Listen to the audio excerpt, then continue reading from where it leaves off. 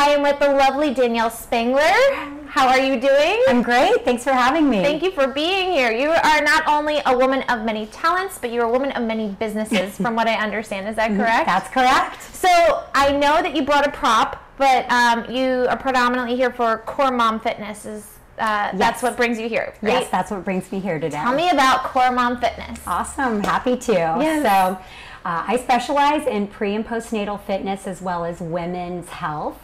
I have a Pilates studio in South Redondo called Beach Life Fitness Boutique, but I teach my program, Core Mom Fitness, there, and it stands for Corrective Obstetrical Related Exercise. I know it's a mouthful. It is a mouthful. But I've been working with women, primarily teaching them how to engage pelvic floor muscles and rehabilitate from pregnancy, childbirth, and then of course moving on into different phases of life where that tissue can be compromised. So this Core Mom Fitness program we offer at my studio specifically. I used to teach it around the South Bay prior to COVID, but now we are just focusing right now predominantly at my studio in South Redondo. Wonderful. Okay, so I know a little bit about the pelvic floor because I am a Pilates student, but tell people why the pelvic floor is so important to everyone that's watching. Right. So men have pelvic floors as well, but we're going to focus on the women's pelvic floors for now. So the pelvic floor is essentially a sling of muscles at the base of your hips, a base of your pelvis. And it's about, depending on the textbook you read, it can vary from 11 to 14 muscles. And these are really important because obviously they're holding up all your internal organs and they have really important functions, the pelvic floor. So of course, when a woman is pregnant, there's a lot of weight bearing down on her pelvic floor muscles when she delivers a baby, whether it's through vaginal birth or C-section. There's a lot of pressure down on those muscles. And so, we've just really in the last decade or so talked about it. It can be quite embarrassing for women because they can suffer from a slew of pelvic floor dysfunction issues. Man, I can't say that. That's okay. That is a tongue twister. A pelvic floor dysfunction. Dysfunction. See, I couldn't even say it the first time. Dysfunction issues. Correct. What are some of the dysfunction issues that we should look out for? So it's a general umbrella that covers a lot of different dysfunction, and again we're talking about the pressure on the pelvic floor. So primarily a lot of women, I would say probably 70% or so of all women who have a baby suffer from incontinence. So that is just leaking urine, like uncontrollable urge to use the restroom, etc. And so that is really common, and a lot of women of course are embarrassed to speak out about that. Who wants to talk about that? Nobody wants to talk about that. They never talk about what goes into having a baby and after a baby, because so many people want you to have babies. So they're just like, have babies. We won't tell you what goes into what really happens. After, before, during, after. We're not going to tell you anything. Okay, correct. So that happens. There's a lot of discomfort. And yes, absolutely. There can be pelvic floor pain. There can be other things associated with incontinence or separated from incontinence. Another common pelvic floor dysfunction is called diastasis recti. What is that? Okay. That sounds terrifying. Essentially, it's the ligament that runs down the center of the abdomen. It connects your right and left side of your abdomen.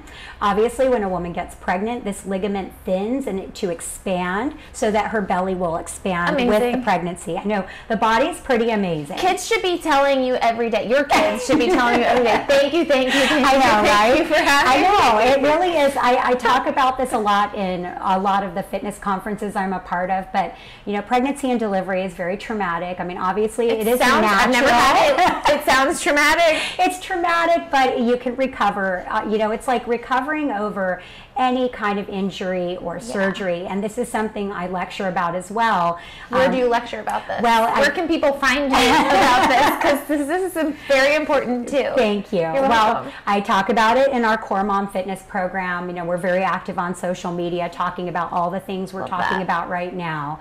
But I also personally present. I'm on the Education Advisory Board for Medical Fitness Network, which is an amazing network of physicians, of physical therapists, and of fitness professionals to help improve the quality of care for people. So for example, if you have, let's talk about pelvic floor, for example. Please. So a woman has a baby and she's talking to her OBGYN, okay, what now? What do I do? Yes. I want to get back into exercise. I'm 6 weeks postpartum. I've been given clearance. Yeah. And the OBGYN will typically, we're getting there, but not as standard here in this country, but in other countries, the OBGYN will automatically refer that person to a physical therapist that specializes in pelvic floor health, just to have a consultation to make sure everything's okay. Yeah. Now, typically here we don't do that unless something's really like red flagged, you know. Strange. If the woman's like really having some pain or discomfort, that's when the referral may happen. But in general, in other countries, it happens automatically. And so then after PT, the physical therapist would say, okay, you can gradually enter exercise gently and continue some of the pelvic floor work we've done, but incorporate more exercising. And that's where I would come into play. So there's, like you said, Pilates. Pilates is great. Pilates doesn't feel very gentle. Yes, it depends. I'm going to the wrong studio. 100%. Well, it depends on the class. Okay. I mean, obviously, anything can be more advanced or it can be trimmed down to accommodate someone who's just had a baby. And it really is important to modify, because I know that especially in the South Bay, so many women are strong and they're athletic. Yes, I've noticed that. And there's a lot of pressure to feel normal after you've had a baby, to feel like your pre-pregnant self. Yes. So there's a lot of pressure. Thank you, Instagram. Yeah, exactly. There are so many benefits of social media, but then there are so many sides of it that like flip the coin where it's like, this is what you look like 3 weeks after having a baby. The pressure for women is just ridiculous. It is. And the things that we have to unlearn individually and as a society is a lot of work. We have to break those stigmas because honestly, I've had 3 children. So I've been there, done that, so I understand what's involved with the recovery process. And as athletic as I have been my whole life, and of course the first thing I wanted to do is get back to feeling like myself. Of course. It's really hard to slow down women around here, but it's so very important. Yes. And I know you're going to go to your OBGYN, and typically their general standard, their answer is do what you did pre-pregnancy as long as there's no red flags. But think about that. You're 6 weeks postpartum. You're not sleeping most likely. Yeah, you're probably going to have a lot. Your body's still healing, and then you're going to go jump into a high-intensity cycle class or run on the strand. I don't think so. No. Not a good idea. Not a good idea. So we talked a little bit about the pelvic floor and some of the red flags and where you would come in.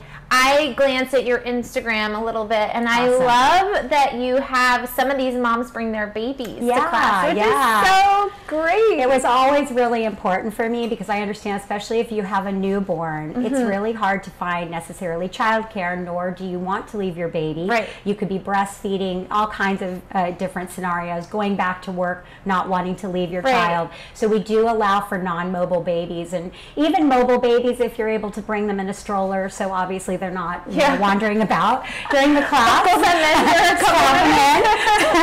still for 30 minutes. Exactly, which I know is not realistic because again I have children. But yeah, we try to make it as easy for moms to come and to create this community. So women are not just coming and getting an awesome workout that's safe and effective, but they're able to collaborate and commiserate with other moms. Yes, it's almost like a mommy and me, but like for physical therapy almost. Exactly. And I've been teaching this kind of class for ages. Wow. I specialized in pre and postnatal in graduate school. I got my undergrad in kinesiology, went to get my master's in exercise physiology, and my thesis was actually going to be in prenatal fitness. Wow. And then after college, I went on to work with a lot of pregnant women. So I've been doing this now for over 20 years. So this was your destiny.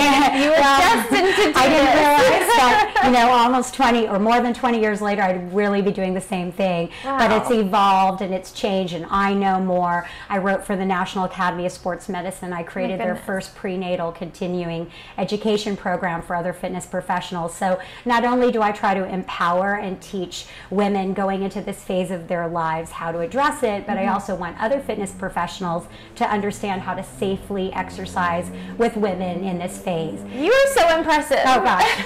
Thank you. I love that not only do you have a studio, you're also teaching other people on how to, like, you're just literally doing a domino effect for so many great things. Thank you. I'm blown away. You are just, yeah, I'm blown away. It's amazing. It's amazing how many women are so talented, but to be sitting across from somebody who's making such an impact in not only in the South Bay, but around the surrounding communities, because it definitely is like I said, it's a domino effect, it's a ripple effect, like when it starts with one, and then you create this community, and you're doing what you love. Other people are doing what they love. They're getting back into their bodies, and they're feeling healthy and great. Yeah. You brought a guest with you. Can you introduce us to this guest? So normally I use something called a Pelvic Ball, and it was created, as I mentioned, I collaborate a lot with physical therapists that specialize in women's health. And so I met one many years ago from Chicago. She has an amazing apparatus. This is not it, but it's called the Pelvic Ball. And it looks very similar to this, but red or gray, and it has a strap around it, so it straps onto your legs. We have them at the studio, so I do have them for sale. But this is just a standard kind of squishy yoga ball that you can get, also on the internet. It lacks the straps that go around your thighs. But this is one thing I use, one apparatus I use in class to help women connect with their pelvic floor muscles, and we call it the ABCs. Okay, so I'll walk me through it. Walk me through the ABCs. Okay, I wish we could do this and show how to do it. Okay, I mean, you can do this either lying on your back, which is what I recommend as a starting position. I can do it right here, explaining it sitting up. But essentially, whatever you're doing, you're going to take this little squishy ball. You can even use a pillow if you don't have a ball available. You're going to place it between your knees, and you see me, I'm sitting up nice and straight on my sits bones, having the ball right between my knees. But the first thing I would teach is called diaphragmatic breath. What is diaphragmatic breath? It's 4-dimensional breathing. So basically it's taking your breath all the way around and breathing from your diaphragm. Is that different from the way singers breathe? Yes, there's all kinds of different ways that one can breathe depending on what the goal of the breath is. All right, so what is the goal of a diaphragmatic breath? Very great question. So if you were to look at someone anatomically, and you see their spine, right? At the base of their spine is that sling I described at the beginning, and that's your pelvic floor muscle group. That at the top, don't want to go exactly. We got to keep it in check. And at the top of the spine, you have your diaphragm. So it looks like a canister. Top is diaphragm, below is pelvic floor. Interesting. And they're all connected. So when you exhale, and you're using your diaphragm to exhale, all these muscles actually rise. Wow. So how do I know that I'm doing it? That's a good question. So I'm sitting up. Okay. Now so let's place our hand on our belly, because really where you're going to feel it is you're going to feel the movement of the belly. So relaxing your shoulders. So the first thing you're going to do is you're going always have my shoulders. I notice that I always have my shoulders up. I don't know if it's like from driving or like it's from life. It's from life, babe, life. I'm always like, shoulders down, because I can see it. What is it about the shoulders? Because we emotionally carry things and we lift our shoulders up? Is that what it is? I think it's a lot of things. I think lifestyle, like we're all at the computer, we're all doing things where we're folding forward. And so our shoulders are naturally elevating. So it is important. So shoulders back, and from Pilates, just noting that you're sitting nice and straight. And your hands on your belly. And we want that natural curve in our spine. So I'll run you through the process of diaphragmatic breathing. So when you inhale through your nose. And then when you exhale like you're blowing through a straw. So with pursed lips, creating tension. Do it a couple of times for me. Inhaling through the nose, exhaling through the mouth. Now, what do you notice right off the top? Your belly expands when you're inhaling. Your belly contracts when you're exhaling. I do. So that's a natural subconscious response. So what am I supposed to be doing? That's exactly what you're doing. Oh, really? Oh, okay. So now we're going to put a little more emphasis to it. Okay. So this is the second part. So when you inhale, you're expanding. When you exhale through your mouth, you're contracting. At the same time, you're squeezing that ball between your knees. Oh! Now, generally, again, if you were lying on your back, what I would have my client do is not only squeeze the ball on the exhale, but also press the small of her back down. Obviously, that's a little harder to do when you're sitting up tall. Totally. You can do a little bit of a pelvic tilt, and that's part 3. Okay? So, exhaling, pushing the back, squeezing the ball. So you're generally doing a pelvic tilt where you can do this with a pillow, right? Yeah. Okay. So you can tilt your pelvis towards your ribs. So you notice you're kind of shortening the torso, and then on the inhale, you're opening the torso. Whoa. So it's exhale, contract, inhale, open. That's awesome. I already feel more open to the world and possibilities. Open to the world. And then the other part that I do teach is more visualization. I love that. So what are we visualizing? You love this. Well, that would be interesting for this next one. I'm like visualizing Montecito homes with Oprah and avocado cooking. That's what I would be visualizing. But okay, well, let me give you there's another visual. It's more of a cue. It's more of an internal cue. Okay. So when you exhale and you squeeze that ball and you push your back down, what you want to think of is that you're lifting a blueberry through the pelvic floor in towards the navel. And then on the, I know.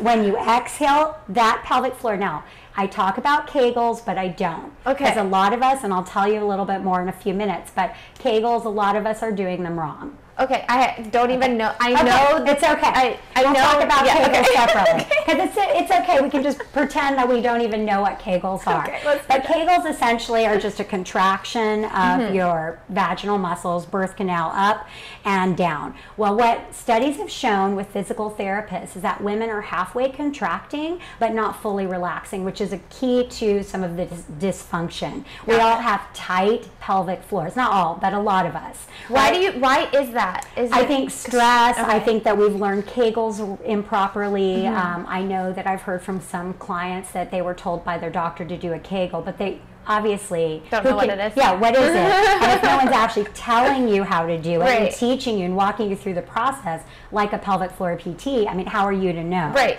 And then you have someone actually assessing you internally to tell you if you're contracting or relaxing. Got it. So they did this study with like electrodes, and they can tell via sonogram or ultrasound if a person is actually engaging their pelvic floor muscles.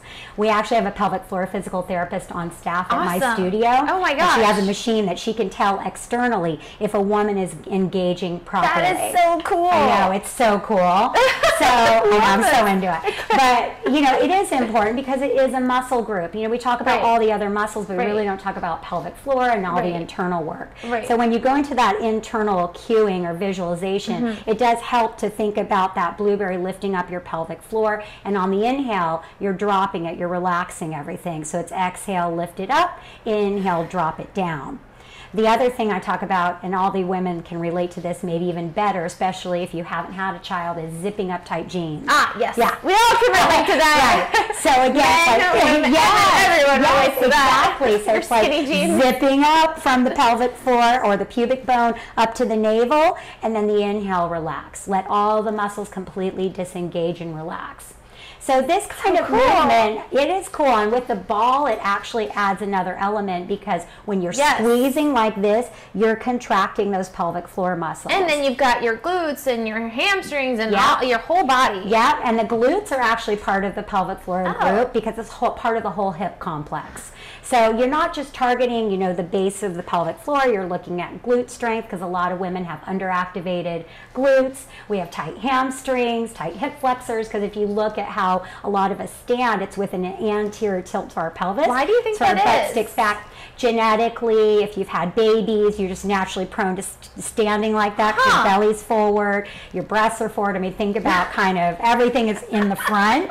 So you're kind of like pushing your body forward. So if you have a lot of lower back pain, this is another kind of cue that helps. Oh, wow. Yeah, so there's a lot of different exercises. These are kind of the basic foundation of what I teach, and then we start to progress from there. And then build upon that. Exactly. And it's so great to have somebody like you not only be just somebody who can educate, but also be that you're like a therapist who, and like a coach, and you're just you're like the perfect mom. Oh my gosh. for a student to come to see you. Where can we find more information, and where can people come see you Thank you. Yes. Absolutely. Sure. So we do, like I said, we're operating primarily now out of my Pilates studio, which is Beach Life Fitness Boutique. Beach Life Fitness Boutique. Can we find them on Instagram? Yes, ma'am. I'm all over all of it. Okay, let's get the word out so people can work on their pelvis floor. And our Core Mom Fitness Instagram is run separately. Like we're doing a pop-up around the corner so fun. Pelvic Floor PT. When are you doing that? That is next week. Amazing. And you can find all that information. We actually have a Beach Life app as well. What? Yes. I'm super high tech. Come on. So if you download the app, you can see our full schedule, but you can learn more about Core Mom Fitness, see our pop-ups. We're going to be collaborating and doing some things with some other studios. Finally, as COVID, is kind of dying down a little. Yes. I don't know if we dare say. Yes. But I have worked with Beach Cities Health District and a bunch of other studios across town because this is a very unique program. It's not offered in a lot of places. And just what I gave you that example of the pelvic floor, that is just the beginning. I mean, the whole class is more involved. Right. We do functional training, which teaches women how to move their body functionally, which we all do every day, like bending over, grabbing the car seat, all the things that we need to do. How those things can you start to notice your body is changing or different, and if you're not exercising it and tuning it, you're gonna what is it, if you don't use it, you lose it. Well, and that's it. So what I really emphasize to ladies is it's really important, no matter what phase you are postpartum, even if you have a 7-year-old and you never really address this issue or these muscles, it's important to start from scratch and go from there and engage those muscles and learn how to engage them, because what you do during and after pregnancy can affect you the rest of your life. And I'm sorry to say that. I don't want to scare you. I don't want to scare you. No, it's good to have the reality of what the reality of what birth looks like. Exactly. And so, I follow a very, not a strict treatment plan or timeline, but I do have a treatment plan in place. Just as you would if you had injured your shoulder, gone for surgery, like I gave that example earlier about having an injury and going through the steps to rehabilitate. So we do it all, and it is important. Like I said, I work with a lot of my peers who are premenopausal, postmenopausal, and this kind of work is equally as important. So it's a maintenance long term. It's not just do it right after pregnancy and move on. It's a soft tissue issue, and so it's definitely treatable and preventable. And that's the one message I do want to get across, because one of the #1 issues that women end up in assisted living when they're older is incontinence. And so if we know, gosh, what we go through is insane. It is. And so if you're not treating this issue, can you imagine, you're getting to be older and you're having some leakage or problems and you're maybe unable to care for yourself. So it's really important to address this as a muscle group. It goes beyond its quality of life. Great. One other thing that we had chatted about briefly before the interview is that my husband and I co-own Pura Vida, which is thank you for bringing that up. Of course, thank you for bringing that up. It's a vegan Italian restaurant. We have one location in Redondo Beach, but our first location was in West Hollywood. That sounds delicious. It's amazing. And the only reason I bring it up is we're located right next door to the restaurant. So that's perfect. Beach life is, so you can work out. Exactly. But we're all about healthy lifestyle, healthy living, incorporating nutrition and teaching nutrition. We have nutritional services at the studio, as well as Pilates, private training, the whole thing. But we're really big on helping women especially, but young families just live healthier, especially in the South Bay when we're all about it. Tell me about Pura Vita. Yes. And how it came to be. Totally. Okay. So, I'm excited. This is very exciting story. I love exciting stories. I love exciting stories. Especially when it comes to food. So, my husband and I worked for an all-inclusive resort after college. Are you allowed to say which one? Yeah, sure. Club Med. Okay. Is that how you met? Indirectly, we met here in LA. Oh, you guys worked at the same place? We never worked together. He's 4 years older. He's from Indiana. Cute. I'm from Texas. And we both worked for Club Med Resort. He taught water skiing, and I was the fitness instructor. And your paths never crossed when you were there? No. But in the South Bay?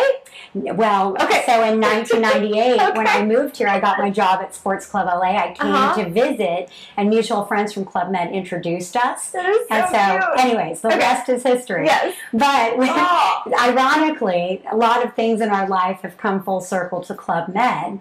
So he was working in Turks and Caicos, on the island of Turks and Caicos in 1992. Not a bad place to be working. Teaching water ski, and he met a family, and the girl in the family is our chef, Tara Punzone. Oh my gosh! So he befriended this New York Italian family, and then, they lost contact over the years, but Club Med was like that. People would come on vacation once or twice a year. They'd revisit the same clubs. The people that worked for Club Med were called Geos. It's a French company. Okay. So what does Geo stand for? Gentil organizer. Gentil organizer. Yes, gentle kind.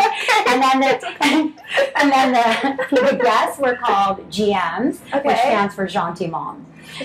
Gentiment. Okay. So she was a Gentiment. She was a GM. We were Geos. But again, my husband met the family, lost contact. Years later, my husband was a producer for commercials here in LA. He went out to New York for a job. He found out through another friend of ours from Club Med that she was working at a really famous vegan restaurant in New York City. And I'm telling him, giggling, because it was just on Netflix. Oh, it was? Which restaurant was this? Pure Food and Wine. Is that right? Yeah, Pure Food and Wine. Oh, wow. Okay, so she's working there. The Netflix documentary is called Bad Vegan. And anyways, I'm skipping over that. I'm sure we can put it on. No, it's fine. It's fine. She left. So she moved here. Still in the tea. We are definitely smelling tea. That's a big. You should watch it. It's on my queue. Yeah, Bad Vegan. Yeah, so she worked, and she's in the documentary. Oh my gosh! A half second. I'm so excited. Yeah, I'm gonna watch it now. She moved here 10 years ago, and her boyfriend got a job here, and they moved together. And so she was Toby Maguire's private chef, and then she was hired by Real Food Daily, which is a vegan chain. I've had food from there. And so good. And she opened up more on her watch. She opened up one in the American Airlines terminal. But anyway, she grew the business, and she was like part of our family. So she would come to every Thanksgiving. Once we reconnected, Jay visited her. She moved here. She was like our family. So every Thanksgiving, etc. And then in 2017, the restaurant, the chain was sold. And Real Food Daily was sold to someone else. I know that. And so she decided she was going to part ways. At the same time, my husband was an executive producer for a VR company in downtown LA. He ended also, they dissolved the production company. So the two of them were there. Now, it was Tara's lifelong dream to open up her own Italian vegan restaurant. I love that. And she is so amazing. And so anyways, she and Jay started talking, and we, we're not restaurateurs. I was a waitress before I became an aerobics instructor, but this was for a half second. Again, this is part of your life. I was 18. I was very young. I haven't done that since. I think the serving community is amazing, but I don't know very much about it. Listen, being a server is not an easy job. No, it isn't. I tried it. Exactly. That's so hard. So anyways, I don't know that much about the restaurant business itself, neither does my husband, but he decided to try to help support Tara. We took out a small business loan, and we went into partnership and opened up the first Pura Vida in West Hollywood in September 2018. And you have 2 now. We have 3 technically. 3! So we opened up. Congratulations. It's crazy. I know.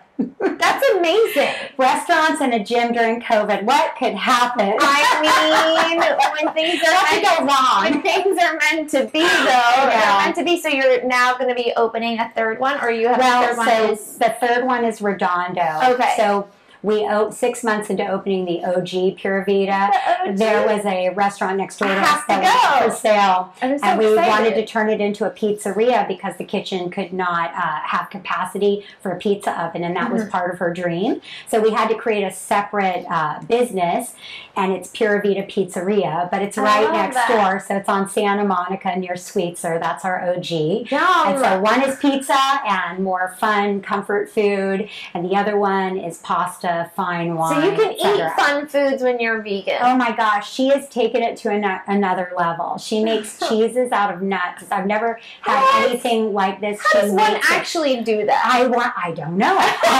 I'm not the chef. We're gonna have to have it on. Oh my God, she's amazing. Yes. She's amazing, and the restaurant's won all kinds of awards. That's amazing. Congratulations. Yeah, thank you. We're so proud. Yeah. And then when, you know, obviously in the midst of COVID, there was another restaurant right next to my Pilates studio. And our landlord's amazing. We've had such a great relationship. And the restaurant was actually named after him. It was called Enriquez. It was a Mexican fusion restaurant.